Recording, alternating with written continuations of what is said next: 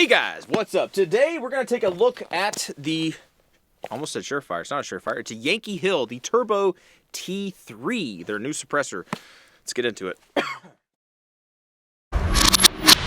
So the Turbo T3, this is the newest iteration of the Turbo series. As far as I understand, it's the same length and width as the standard Turbo. However, they have redesigned the internal geometry, or the baffle design. Fancy words to say they re-engineered it to try to reduce back pressure, all right? Still supposed to be a quiet can, still a very good price point on these things. Which you're looking at, I don't even remember what MSRP is, I'll throw it up there if I can remember to do that. But Yankee Hill is known for having quality, in my opinion, they're having quality, lower cost cans. Lower, not cheap, not necessarily inexpensive, but when you're playing around in this game, between, you know, $400 and $600, you can get a freaking awesome can. That's really good. That's really good. When a lot of companies out there are at least like the $700 to $1,200. A lot of companies fall in that margin, right? I'm just pulling those numbers out based on things that I've seen and stuff. I don't know what can you're looking at. You might be like, well, my whatever company that I know of, they only sell it for $150. Well, I bet you it's not going to do the same stuff their company does. So anyway, off that tangent. So interesting things. I have had the Turbo K for a while. Love that can. It's just a little bit shorter. Like you chop off 1.5 inches of this can, and it was the they're like the first gen of the Turbo series. It did not have the integrated flash hider in the front. This guy does have the integrated flash hider, and I'll throw in some pictures before I actually shot this guy because I have already shot it now.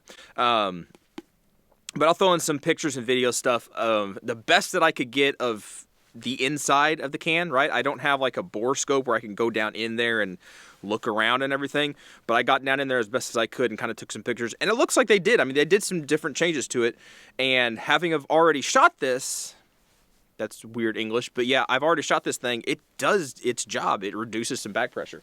So we're going to demonstrate a little bit today. We have a 11.5 inch gun. We have a 16 inch. This, it needs the stock on here. It's on another project right now, but the gun cycles without it. It's an MCX upper, so it's a 16 inch rifle, technically, and then this is another 10.5 inch gun. So all of these should work perfectly fine on it. I am and I know this is crossing company lines kind of things, whatever, but I am a dead air fan, so I really like dead air attachments. I have most of all my guns fitted out with dead air Q.D, the chemo adapters and stuff. So thankfully, the Turbo is equipped with that, is it the hub adapter, I believe is what it's called. Basically the industry standard 1 3/8 by 20, 1 3/8 by 24 thread pattern, right?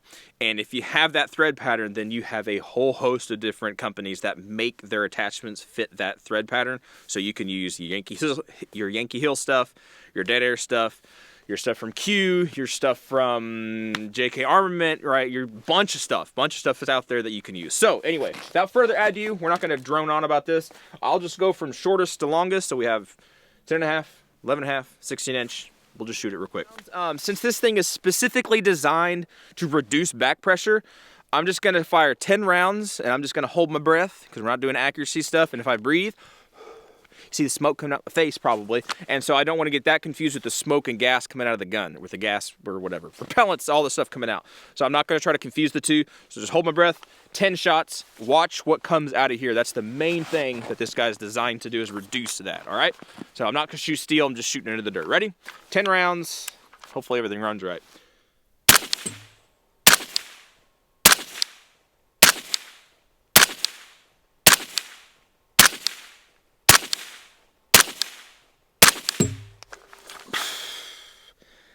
There you go. Well, it's a little hard to tell if it's gassy because you're breathing. My eyes didn't sting up because I was holding my breath. So yeah, you can see the now all that. That's why I wasn't doing it. That would get a little bit confusing.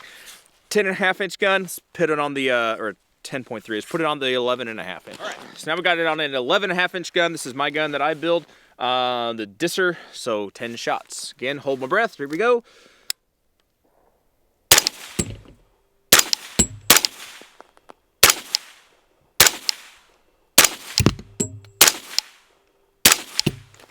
kind of lost count. A little bit gassy. This guy has an adjustable, the bootleg adjustable bolt carrier group. Let's, if we turn that to fully suppressed, it should help. Let's just fire a couple rounds to see if it makes any difference. Now, still a little bit gassy. Not terrible, not terrible. Honestly, quite honestly, the 10.3, it has the Law Tactical Eric system in it. Talk about that in a minute, but that does make a difference. All right, now I know this is gonna look wonky because I have no stock on here. This is a rifle. I just have that stock on another thing. But we're not watching that. We're watching the gases and everything. So same thing, same difference. We did load this. Yep, same difference. 10 rounds. Hopefully this time I can count.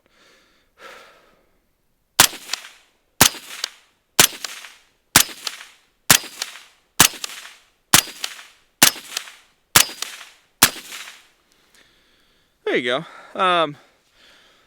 So from my perspective, it's hard to tell again because I'm holding my breath. But hopefully you can see the gases that come out of this thing, and it's not my breath coming out of it, but the gases are still coming out of it right now. It's kind of cool. But the gas is coming out of it. To be quite honest, well, let's just sit back here. I'll wrap up my thoughts on it. All right, so interestingly enough, this is actually kind of cool. This is a multifaceted video, I guess you could call it. This gun, this is the 10.3. This upper is kind of a semi-inspired clone of a Mark 18. It is not a clone for the cloners out there and stuff. It's got so many things wrong with it that it's not a clone. It's got airsoft parts and all kinds of stuff. But it does have a Colt barrel in it, and it is a 10.3 inch barrel, and it shoots very well. Now, we also have in this guy the Law Tactical Eric system, the AR internal carrier, so this guy can fire and function completely without the use of the stock back here, right? This all internal. And whatever that system does, the reason I bring that up, whatever that system does, it makes suppressing these guns, it makes suppressing the system that it's in, really, it makes it work really well, is what I'm trying to say. Case in point, this is the 10.3, right, with a carbine length gas system. This guy, the gun that I built, put a lot of time and effort into trying to find the right parts and do the right things and make it shoot well and do all this stuff. This is an 11.3 inch carbine length gas system. Has an adjustable bootleg bolt carrier group in it, which is supposed to help reduce, you know, the gases and stuff that come back at you. It's supposed to do a lot of good stuff, right? And it does. It does for a direct impingement, a regular gun. It does that. It works well. But once I started shooting this guy, I noticed he was significantly, enough to notice, and when I mean significantly, just enough to take note, that he was louder than the 10.3, which doesn't make any sense because he's an inch longer. So if anything, he should be a little bit quieter. But that just goes to show you that your direct impingement versus your whatever this system is, this internal carrier systems, or your piston systems like the SIG, these systems, for whatever reason, they're going to be quieter, right? I understand the SIG, right? That's a piston system, right? You don't have all that gas coming back at you, right? You have a piston being punched, basically, and cycling. Still got a lot of gases that come out of it and everything, but not as much as a direct impingement, right? The standard AR-15. Anyway, since we're talking a lot about gas, right? Because that's what this guy is really, that's supposed to be his wheelhouse, is reducing the back pressure. And quite honestly, and the other times today that I've shot this guy, because I've only had it out today, but on the other portions of shooting that are not on this video, or maybe I'll put some of them in on this video, this guy did very well. He did very well compared to some other suppressors and stuff that are out there.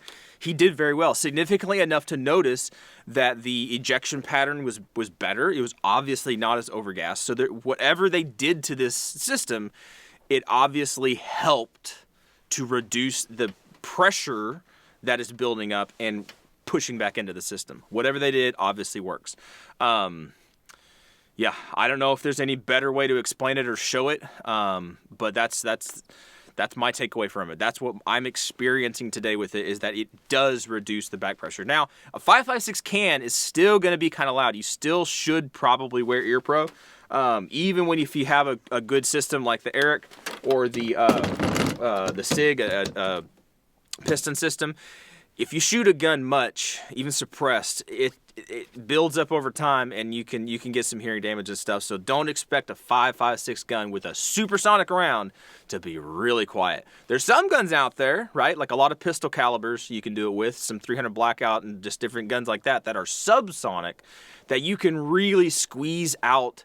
I mean, the suppressor does a phenomenal job of reducing the report, the bang of the gun, but that supersonic crack, you can't really do anything about that. So those other calibers I mentioned, they don't go supersonic, so they're going to be quieter anyway. So those are going to be fine. But if you pick up one of these cans, or in general a 5.56 can, don't expect it to be Hollywood quiet. Hollywood doesn't understand guns, apparently. I'm not sure where they get their information from. But these things don't just go puff puff, right? It'd be cool, but they don't just go puff puff. 22s and 9mm 300 blackout, you can make some of those guns really, really, really quiet, and they can kind of do that, right? But a 5.56 gun like this, just because you throw a suppressor on it, doesn't mean it's going to just be super uber quiet. But it does drastically reduce that report of the gun, right? It can make it very pleasant to shoot. But if you're going to be shooting a lot, you probably should wear your pro anyway. That's my little 2 cents on that. Not sure exactly how that came out or if that was even relevant to why you clicked on the video, but I figured I'd share it with you guys anyway. But anyway, guys, that's kind of a first little look for me on just several different hosts on this little guy right here, the Turbo T3, a specific 5.56 can specifically designed to reduce back pressure. And honestly, I think they did a good job. So, what's your guys' input on this, right? Do you use any Yankee Hill cans, right? Do you just think that they're the budget, McDonald's version of the suppressor world, or the engineering people that just like they want to give the customers what they want and not charge them an arm or leg for it? Like, what do you get from Yankee Hill? Do you have any of their stuff? Why did you pick them? I don't even know what I'm saying right now. It's cold. My brain froze. All right, guys, that's it. I'm going to quit yammering on. Anyway, Yankee Hill Turbo T3, a very, very, very cool can. I think it's very neat. It's warm right now. That's why I keep holding it and shaking it around because it's nice and warm. And it's cold out here. So what do you guys think? Yankee Hill, overall as a company, do you guys like any of their suppressors? Do you use any of their suppressors? I've got several of them, and I love every one of them. Price points are hard to argue with, right? The quality of the items you get are, I think, very good. You're not seeing budget cheap stuff that's just like, that's squeezed by, but it's just not very good. No, the stuff that they make, in my experience, has been very good. But what's your guys' experience? Because I'm just a sample group of one. There's a lot of you guys out there. So share around there if you've had good experiences, bad experiences, let people know. And if any of you guys are interested in the Turbo T3, is there any other information that I need to divulge to you? Now that I have one, I can actually shoot it on stuff. I mean, it's a 5.56 gun, right? Or gun, a 5.56 suppressor.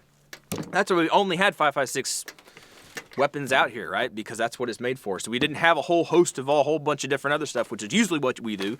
Because a lot of times cans are multi-caliber. Well, this is not really multi-caliber. It's specific for 5.56, right? I mean, anything below that, I guess 5.7, right? 5.45 by 39, I guess you could use it with that. But you know what I'm saying? It sticks to its wheelhouse, so we only have these hosts. But that's it. If you got any questions, let me know. If I missed something, let me know. Input, whatever. You guys know what to do. That's it. You guys be good. You be safe. Appreciate you guys watching, subscribing, and everything. And hopefully, we'll catch you next time with another video. See ya. All right, yes, this is very cold and everything, and I'm gonna do this, and then we're gonna get out of here probably. Patreon and stuff, those links are down below if you are so inclined. There's some of you that have done that, and I super appreciate it. I really, really do. I've started getting some of them. I forgot it was even a feature on there, but there's a super thanks thing. If you don't want to actually subscribe to a Patreon thing and you just want to throw money, there's a super thanks deal on the video. So you click on that and you can throw me money so I can keep buying stuff like this and gas and stuff, and hopefully I don't get stuck out of here and have to call a tow truck. And those expenses and things, the money goes to that stuff. If you want to get something back for your money, aside from Patreon, right, which I just give extra content over there, hats, shirts, socks, things like that. I have a Teespring account down below in the description and stuff. And then you can follow me if you want to, and it's no skin off my nose if you don't, on the different links down below I think we're on Rumble, Instagram, Gunstreamer, some stuff like that. But all those links below are down there if you are so inclined. And if not, it's cool. No skin off my nose. It's all right. Y'all take care. See you.